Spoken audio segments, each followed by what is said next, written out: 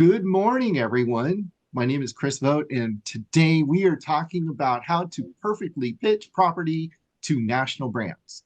I am super excited about today because I have actually worked with national brands in the past, and they can be really difficult to work with.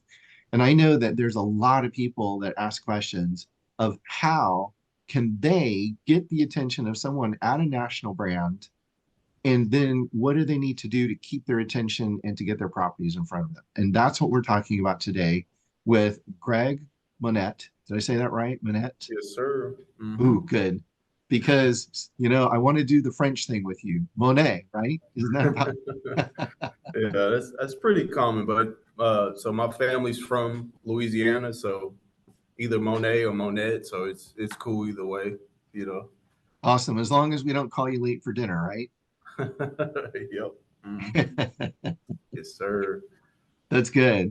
And so, Greg, you are actually the vice president of land development for a home builder, correct? That's correct. Yep. Okay. So And in the past, you worked for a wholly owned subsidiary of Lennar doing land acquisition, I believe.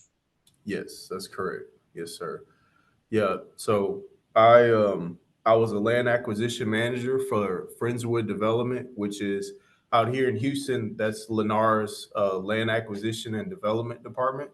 And so I was in charge of sourcing anything from finished lots in a new community all the way up to purchasing 100 to up to 500 acres at a time for different subdivisions for our Lennar Houston team. I left about a year ago and started Hart Homes with my two partners. And right now we're working our way up to, we did 50 homes last year, working our way up to about 150 this year. And we're going to be competing with Lennar and some other national builders too. It's going to be an exciting year this year. So, yeah. So the product that you guys are producing, is it a mid-range product, an upscale product, or workforce housing? So it's more workforce housing. Our bread and butter is more of the starter home product, so very similar to Lennar, D.R. Horton, KB Homes. So we try to be in the affordable range. Most of the market, at least down here in Houston, 40% of the market is in that affordable price point. So for us, it's 250 to about 350. I know some other markets it might be more, but 40% of our market is in the affordable housing space or starter home space. For building 150 homes this year, how long does that process take from the time that you guys are like looking at property until you're actually laying a foundation for a home? Let's say you're doing a subdivision. Okay. How many homes are you putting in a single subdivision? So in the single subdivision, typically it's at least 50. 50 is like the minimum. Okay. When I was at Lennar, it was closer to about 200. If you're doing something like larger scale development wise, you want to be at least 400 to 500 houses per community because it's a big machine. Once you get in the home building space, it's all about hitting the numbers and feeding the machine. So like if I have a year's supply of product, which is maybe 200 houses, I got to keep replenishing that supply every single year. You know what I mean? And it just becomes a volume play at that point. Right. So I guess going back to your question about how long does it take? If I'm doing a development project in here in Houston, we don't really have zoning, so it's a little bit easier to work with. So from contract to finished lots and starting the vertical, it's about 18 months for Okay. larger products. For smaller stuff, it could be about 9 to 12 months, but it's usually about 18 months is average for larger stuff. Okay. So yeah. And so as we were talking, you kind of segmented the market into two segments. One is large tracts of land, and the other is infill. Is that basically the two segments that you look at as a acquisitions person? When it comes to acquisitions on the larger builder scale, we're looking at either finished lots, like a third party developer, they'll develop the community, either master plan community or just, a developer puts lots on the ground. So we're buying those because those are more quick fixes, right? Hmm. or you can buy larger tracts and get our pricing down a little bit on the houses. And so those are more land that we buy for development purposes. So, and those are more like longer plays. So if we're buying in the community, it might be 3 years worth of product. Whereas if we buy a piece of land, it might be like 8 years. So it's more of a longer play. It's also more expensive too. So we have to kind of segment it out some more. But the good thing about it is once you develop a big community, you can have economies of scale. You can sell lots to other builders, so your cost basis is lower. Ultimately, developing product is a lot better for builders. But if you're like somebody like us that's just starting off that doesn't have a supreme amount of capital, finished lots is the way to go because you can just say, hey, look, I got 50 lots here. Go ahead and start 20 at a time or something, and they're ready to go. You put up your earnest money. Then when the lots are ready, you purchase them in phases, and then you start building, start selling at the same time. So when you're buying from a developer who's developed like a master community thing and they're intending to sell to different home builders. So I've seen this happen quite a bit. Are you like saying, hey, developer, you got 500 lots out here. We want to buy 200 of them. And then are you buying them in like tranches? So like you're buying like 20 at a time, but you have a commitment to buy like a block of say 100, or how does that work? Yeah, so so it's all negotiated, right? The most favorable for a developer is buy them all at once. Just do a bulk sale, right? They call it a takedown, bulk takedown, right? But for a builder, you want to measure it up against sales, right? So typically you're breaking it up. Like for instance, if I know I can sell, call it 10 homes a month, then that means for a year I need 120 lots, right? But I also want to add some more cushion for my lot purchases in case I get more sales, right? We typically break it up in tranches. Like for instance, a common one is I might take 30 or 40 up front, and then 6 months later I'll take 20, and I'll do that quarterly until we finish buying all the lots, right? And then sometimes you can also do what's called a right of first refusal or right of first offer. That'll allow you to get into future phases. And also, caveat, if you don't purchase in bulk, they typically have something called an escalation. It's like basically interest. So that Yep. means if I'm pushing it out 2 years to purchase my lots, my lot price goes up about 5 to 7% per year, right? Annually. So that's Yep. why you'll see if you ever drive through a subdivision and you check and you see, hey, prices are 300,000, and then 6 months later they're now 330. That's because it's built into that lot cost. The lot cost goes up every quarter or so. That's why the house prices go up. As a developer, when you're purchasing in tranches like that, do you typically have to pay for options or some sort of a earnest money deposit or something in advance or Yes, yes. So that's what separates smaller builders compared to bigger builders, right? If I'm buying 100 lots, right, Mhm. the developers are usually talking to builders right when they get the property under contract. So that means if I'm waiting 18 months before the lots are ready, I might park, call it 10% of that, which is like sometimes $1 million is parked there for 18 months, right? So, and that's some of it, you can break it down in phases, like say 20,000 up front or 50,000 initial. And then you say, hey, okay, once you have your preliminary plans approved, we'll release 30% of it, right?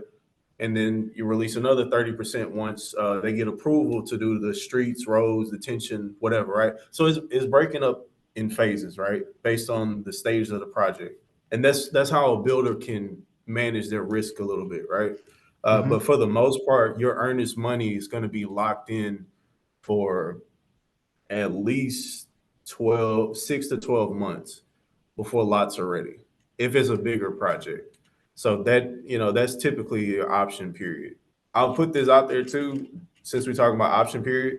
when you're dealing with a big builder, especially a corporate company like Lennar, D.R. Horton, or whatever they say, that it goes.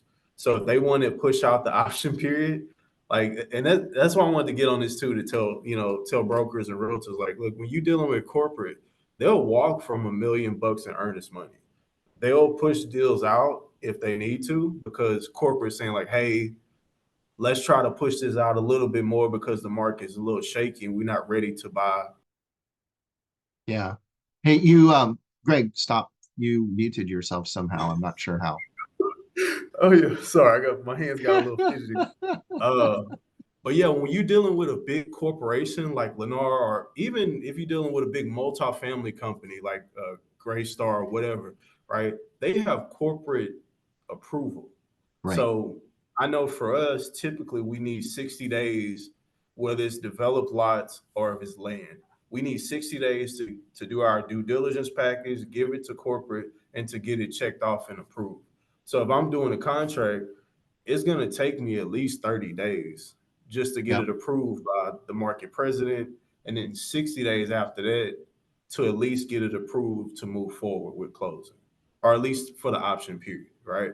Now, if you're dealing with larger tracts of land, man, we would tie stuff up for 6 months on the option period and sometimes push that down the road pending permits or getting it rezoned, just anything entitlements wise before we're ready to, let our earnest money go hard. Just wanted to throw that out there. If you're dealing with a corporate, you have to be patient and you have to know that curveballs will come and you just have to anticipate them. And if you're on the home building side too, they buy land for cheap.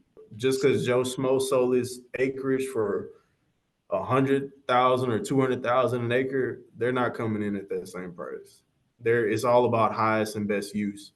And if you're on the home building side, they want the cheapest land possible because So construction if I'm costs. hearing you properly, you're saying when you're dealing with small guys, you have more leverage as a seller than if you're dealing with the big guys, because the big guys, they basically are able to set their own terms.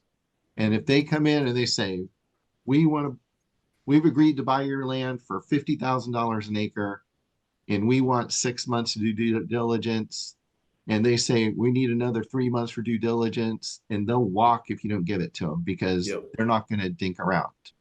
I've seen it happen. I've seen some builders walk away from $2 million earnest money like it's $100. Mm-hmm. So that When you that's have a very common. multi-billion-dollar company, $1 million isn't that much. It's like It's losing a nothing. 20 out of your pocket, right? Yeah. Yeah. So just keep All that in right. mind. If you're dealing with smaller builders, they're a little bit more flexible. Like you can do more creative deals, like your owner finance type stuff, creative financing structures, and they're a little bit more flexible. But when you're dealing with corporate, it's kind of tough. So we'll also get into that a little later too about how to approach them Yeah. later on in the call too. So So let's just take a quick pause from our conversation and thank everyone for being here. We appreciate you, everyone who showed up today for our live broadcast. And those of you who are following the recording, we appreciate you being here also. And if you are, please subscribe to our channel and please like this video. Just take a second and click the like button if you are enjoying the broadcast. Also, we do invite you to comment. Please do comment below so that we know what you're liking about this video, because we want to produce content that's important for you. And the only way we can do that is when we have feedback. So we appreciate each of you joining us, whether it's live or recording. And thank you for subscribing to the channel. If everyone who is live right now, please unmute yourself because we're going to do something special. So I need to see those microphones unmuting. Come on, guys. Don't be bashful, because here's the reason why we're doing this is because today is Greg's birthday. And we want to quickly sing him happy birthday. Okay. So everyone, 1, 2, 3. Happy Happy birthday to birthday to you. you. Happy birthday to you. Happy Happy birthday, dear birthday, dear Greg. Happy Happy birthday birthday, bro. to Happy birthday you. to you Woo! and many more. From Thank y'all so Chicago much. I Bar. appreciate it. Happy birthday, brother. Thank you. Thank you. So this is really cool, Greg, that you've actually agreed to do this on your birthday. Greg, thanks for joining us on your birthday and taking time away from your family and work to be here. All right.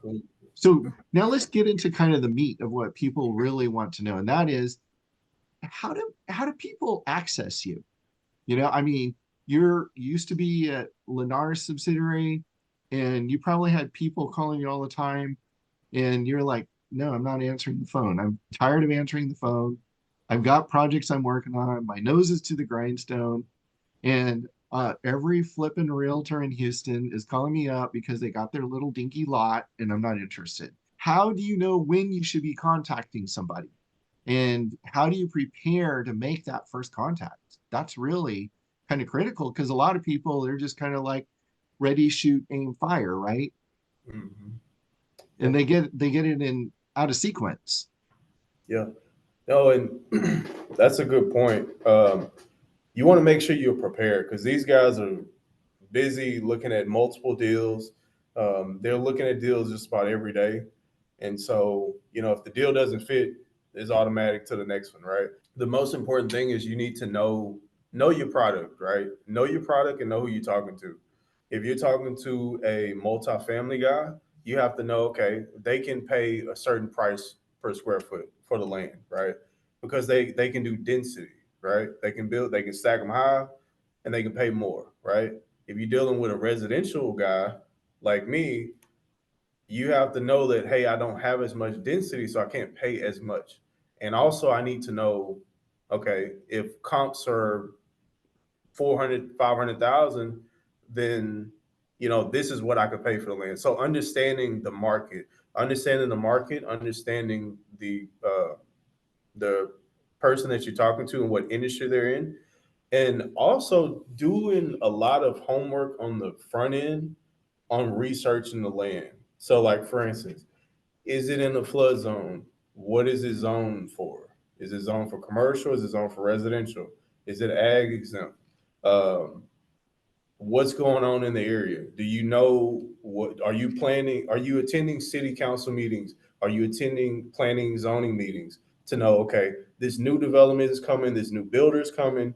Like you need to know what's going on in the market. Because if you just call and say, hey, I got this piece of land and it's out in the middle of nowhere, it's like, well, nothing's happening out there. I'm not buying anything out there. Like if from the home building side, if you see, okay, D.R. Horton has a community coming here, this master plan community is coming here, and you have a piece of land that's close to that in that vicinity in the path of growth, now that product makes sense, right?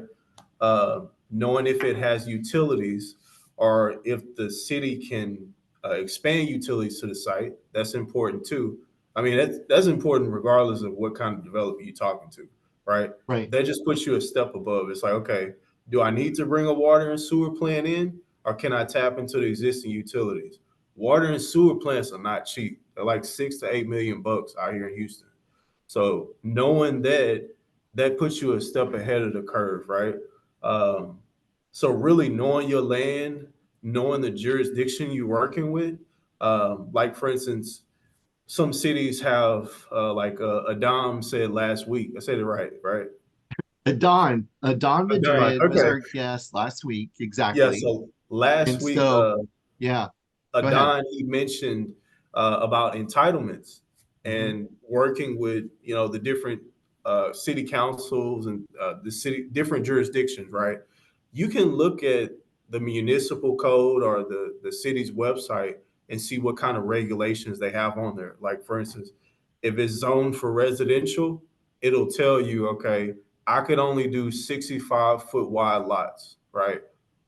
If a builder like Lennar or Horton is doing affordable stuff, they want 40-foot and 50-foot lots, right? So I wouldn't pitch that to them in that area, right? So you do your research on the front end, call up your city engineer, call up your planning and zoning, become friends with them in multiple jurisdictions, and just understand the entitlements and the rules. And that'll also put you a step above too. So, but do your homework before you reach out to the land guy and just say, hey, I got this piece of land that's worth X. And you don't know anything else about the property. So, All right. So it would be a really good idea to go Mhm. back and watch the last two videos we did with Adon Madrid on entitlements, planning, and zoning. And specifically, we offered for people who registered for those and people who register for at the recording, we will actually send out a checklist for a site investigation report. And so those would be really good. Get that template and go through and fill out as much information as you can. And that way you've got that ready and you can send that to the land acquisitions person and say, here's the research I've done, correct? Yep. Mm-hmm. That's Okay. right. So in addition to that site investigation report, what other kind of themes do you want to see? Do you want to see them put together like a financial modeling spreadsheet of any sort? I mean, would that be helpful to you as an Yes. acquisitions person, or do you even expect that? How many people are pitching properties to you that they've run through and they've got a financial model for the property? Not many. Not many. Now, keep in mind this too. Um, Most companies, they have their own acquisition team. Well, they have their own financial analysts and stuff too, right? So they'll Right. do their own numbers, right? But if you take that extra step and run your own financial models, that makes you a little bit more credible. You know, it's like, hey, okay, this home is in this area is worth this. This is why we think the land is worth this, and this is my financial model. Let me know what you think. And then that way you can also tweak your model. And then now you look like an expert versus somebody just like, oh man, just take this piece of land. And it's like, well, it's overpriced. It doesn't make sense. So you've done your extra work. So now I will rely on you because you seem like a credible source. And not every Right. deal sticks, so just being able to appear to be an expert in the market, that puts you a step above most brokers or realtors that call. So So what kind of like baseline information would be good for an agent to prepare when they're pitching a property? baseline, you mean like for presentation wise, or what are you Yeah, thinking? I would like, let's say I'm calling you up and I'm like, hey, Greg, I've got a piece of property out here in the woodlands. Mhm. It's 50 acres. It's got the entitlements in place for building, you know, 12, 12 residences per acre or whatever it is. And it's raw land, there's no infrastructure in place. And, what else would you want to hear? Kind of like what's the little mini checklist? What are like 5 themes or something like that that you want to know up front on a piece of property? Yeah, And this is all extemporaneous, guys. So we didn't script yeah, this. And so we don't have any notes saying, oh, here's 5 things I'm going to talk about. It's not, right, it's not right. happening. And so I'm just hitting Greg cold with this. No, So I appreciate it. I appreciate you making me think today, so I appreciate that. Yeah. So, um, what are homes selling for in the area? Um, what's in the area? Like, if you can benchmark different developments in the area, that's good. How close is it to a major traffic artery, like a highway or a main street? Um, let's see what else. We mentioned utilities. If you can put like some kind of utility map from the city engineer, if you can put that in there. Um, Sales comps is good too. That way you can provide some guidance. It also helps if you know if you call them a builder, if you know what their product lines are, that's important too. Like if you approaching Lennar and you're trying to sell them or trying to sell them a land that they can only build $1 million properties on, and it's well and septic and it's not city water and sewer, it's not a good fit, right? Um, so look at the comps in the area. What are homes selling for? um, water comps, um, utilities, access to major traffic arteries, schools. Schools are really important too. Um, and and that's So how really it. important is it for a developer to have reasonable proximity to other things that they're doing, other projects, so that they can move material and people between sites if they're doing, parallel construction? It's very important. It's very important. It's all about construction costs too, right? Mhm. So if I have a project here and then I have one that's 10 miles away, I can pull trades from this project to the next one and keep my pricing down, right? So that's really important versus if you got something that's like really far out where it's hard to get trades, your construction costs are going to be a lot higher, which means your sales price has to be a lot higher, which means your land price has to be much cheaper. It's it's usually better to have projects that are close to each other. Yeah, you have to have projects that are close to each other. And also keep in mind too, you don't want to be too far out. If you're too far out, like say an hour or 2 hours away from a major metropolitan area, the land needs to be way cheaper. It needs to be way cheaper because more than likely the home prices are going to be a lot cheaper too. Well, I Unless would there's think just that it's the basic thing that anyone, if you're looking from a home buyer's perspective, what's their commuting distance? What's the schools they're looking for? How many bedrooms are they wanting? Do they have parks and stuff nearby? Or depending on what is the, you're looking at economic strata, you're looking at social strata, you're looking at, is this a young family starter house or is this a senior community? You got to keep all those things in mind as you're pitching to the developer because the developer is going to have their niches that they're working in. right. Yeah, and that's a good one too. What kind of workforce is nearby? How Mhm. close is it to the workforce centers, and what the home buyers is commute's going to be too. So that's a good one. That's a good one to add too. Yeah. Yeah. So if you know that, say, Elon Musk is building a Tesla factory, you know, all of a Yeah. sudden there's going to be a lot of interest in, oh, we just announced this site that we're going to be building the new Tesla plant. Then people are going to want to build houses near there, right? Mm-hmm. Yep. That happens all the time, especially like here in Houston and Austin. I mean, they have some places that are 2 hours away from downtown, but like Elon Musk built a big facility in I can't remember the name of the city, but it's like 2 hours away from Austin. All of a sudden, everybody's building houses all around it. Same thing in Dallas. So just as I mentioned, follow the development, follow the path of growth. See what's going on, go into the city council meetings, or just check the city council agenda and see what's going on.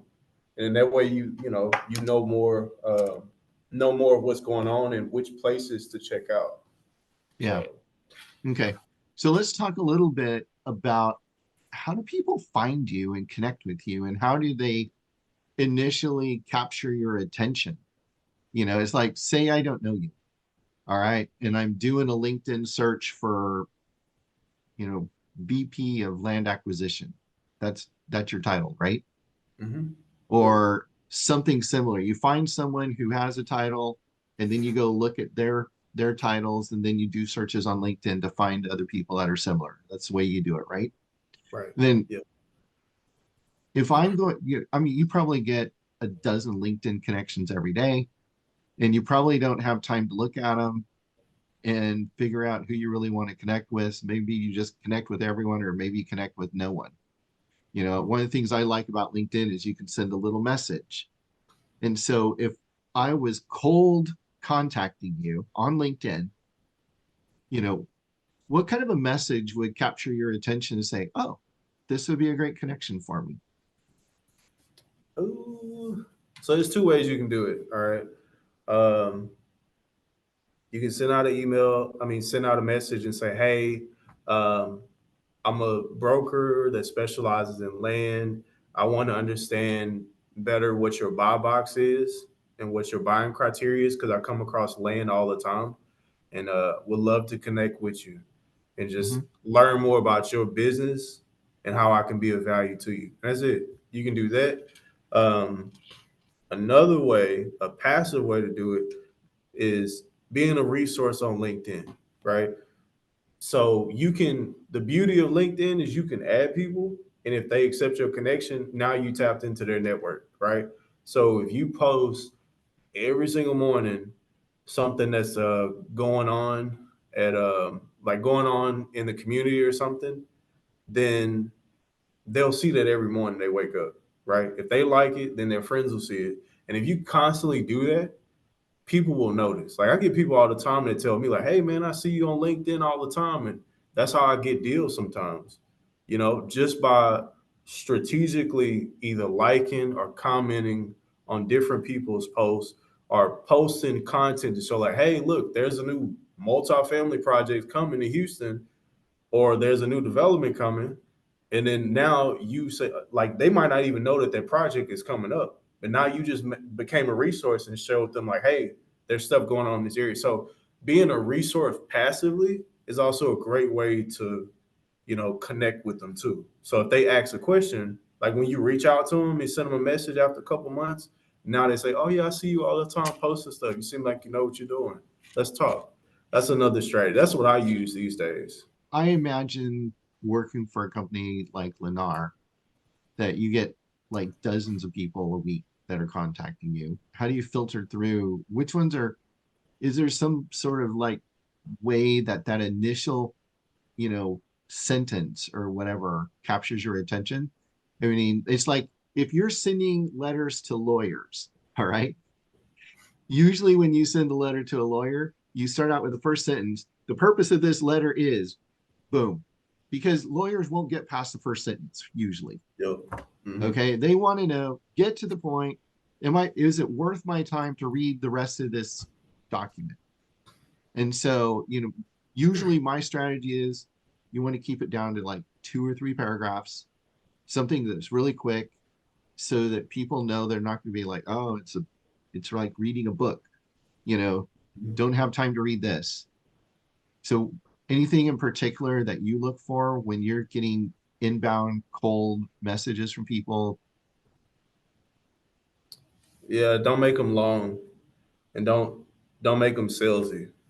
Like, just the biggest thing that's helped me is just being authentic. So like, don't have like a script. I mean, you can have a script, in mind, but for the most part, it's all about the relationship. Just say like, hey, I want to do my best to help you out some kind of way. Learn your business. That's a good one to do too, right? Like if you come in trying to just sell a property or something, that's gonna be tough. But if you come in saying, hey, I want to be of value, how can I help you expand your business? That's a perfect pitch for somebody to be like, okay, let me just talk to this person, right? So Yeah. yeah, don't if you don't come in being salesy, just be authentic and be of value. That's the biggest thing, is you have to be of value and be a resource. So Well, let's take a moment and how we connected, if you don't mind. Okay. yeah, So you joined a new social community and you posted, hi, I'm new to the community. Here's a little bit about me. It was short. It was just like 5 sentences maybe. And I liked it and I commented, welcome you to the community. And then I called you and I welcomed you as a new member of the community. And I thanked you for joining our community. mhm. And that's how we got our conversation going. And so I think just that whole thing of someone reaching out, being friendly. And then what I pitched you had nothing really to do with trying to sell you anything. It was, hey, Greg, how would you like some exposure so that you can get your message out to more people? And so Right. that's one way of doing it. Yeah, and to your point, if you were to call a national brand, and that's perfect. Like say, hey, I noticed you on LinkedIn. I noticed that you're a developer. I just wanted to, talk to you about some of your development projects. Or have you heard about the city council meeting that's coming up, or the we'll call it the commercial developers event that's going on? I'd love to send you an invite. It's a lot of developers in coming up. That's a good one too, right? Inviting them to different events in their field, right? Mhm. If you invite them to like a, you know, coffee and conversations with a title company, it's probably not in their wheelhouse. But if you invite them to something like a developers council or a a builders association event or something, you know, or plug them in with an engineer or something that can start the conversation too. Awesome. All So, right. So people are asking a couple of questions here. And Kimberly would like to know about attracting developers to redevelop or revitalize communities. That's probably an entire hour talking just about that, right? yeah, I guess the quick and the quick and dirty to it is be where they're at, right? So if you're looking for redevelopers or commercial folks, there's groups out there like networking groups you can join. Like Urban Land Institute is one that's like a global real estate organization for commercial real estate people. CCIM. So just look in your local area for commercial real estate focused events, right? Join those groups like Commercial Real Estate Network. There's a lot of groups that you can join. And when you're in those conversations, it's a small circle. The commercial real estate space is a small circle. Even the home builders, developers, it's small. Once you're plugged into that community, it's easy to shake hands with them because they see you all the time.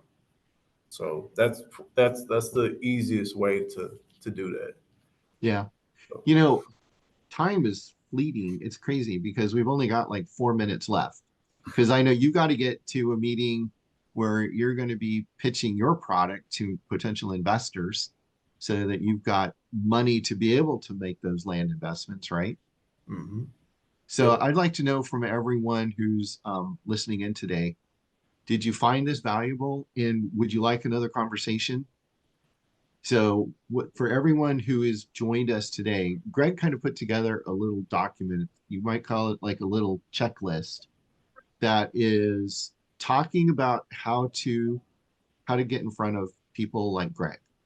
And if you'd like a copy of that, we're going to put a link under the recording so that you can get a copy of that. And he also put together something that we didn't even touch on today, and that is a due diligence checklist and approval form that he uses when he's looking at properties.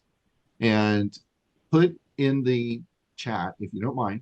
And if you're listening on the recording, which of course, please like the recording right now. Just take a second to click like and click subscribe if you're not already subscribed to our channel, because we want to make sure and get more great content from us.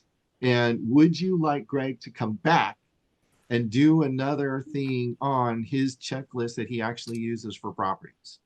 So if that's something that you'd like, please let us know. And Audrey is saying she needs a class on getting those investors and land acquisition. Very valuable. So yes, and we're getting lots of yeses and stuff in the chat. So we'll look at coming back and doing another conversation with Greg. Does that sound good to you, Greg? Yep, that sounds good. Yeah, we didn't get to deep dive into all the land stuff, so I'm down for another one. I'm Yeah, down for and another I'd one. like to hear maybe, talking about doing like a large block of land versus infill development and kind of contrasting and comparing how they're the same and how they're different too. Okay, perfect. So we could do a great masterclass on that. Yes, sir. Yes, sir. All right. All Sounds right. good. So, hey guys, we want to make sure that Greg gets to his next meeting on time so that he can woo those investors and get the big bucks from Daddy Big Bucks, right? So Yes, he can sir. do, so instead of doing 150 homes, he's now able to do 500 homes. What's That's your right. goal, by That's the the way? goal. You said your goal this year is 150 homes? Yep. The goal is 150, and then eventually, well, let me not say eventually. Next year, I want to get into the 400 to 500 a year, so we can be in the top 20 builders out here in Houston. So we're working on it. We're That's working on it. awesome. So And so if people want to see your website, do you want to share the website for your home building company? yeah, so it's hearthomestx.com, and I'll put it in the chat too. And I guess I can also put my email if anybody wants to reach out to me, and I'll put my phone number. Whoa, a Or land acquisitions person is actually, now we probably don't want to put your phone number on YouTube, but we oh can put yeah, your yeah, Well, I'll act Yeah, as your there you go. screener. I'll say, hey, if you want to get in touch with Greg, send us a note and we'll forward it so we can screen out some of those people for you if you'd like. There you go. Make sure you do your homework on your deals too if you have a deal. All right. Awesome. All right. So this has been a lot of fun. Thank you for joining us today for Commercial Real Estate 101, how to perfectly pitch properties to national brands with our guest, Greg Monette, and happy birthday. And you know, you're looking really great for being 35. Thank you. Thank you. Awesome. Well, thank you, Awesome. everybody. And I enjoyed having y'all on. This was actually my first podcast, or my first webinar. So I'm excited to do it on my birthday and excited to do it with you, with Chris, and thank y'all for having me on. Appreciate Awesome. it. Let's do it, All right, guys. guys. Have a great Friday. Take care. Thanks, Chris, All for right. putting this together. It's been a good one, guys. Thanks, All right. Greg. Be in touch, guys. All right. Yay. Thank you, Chris.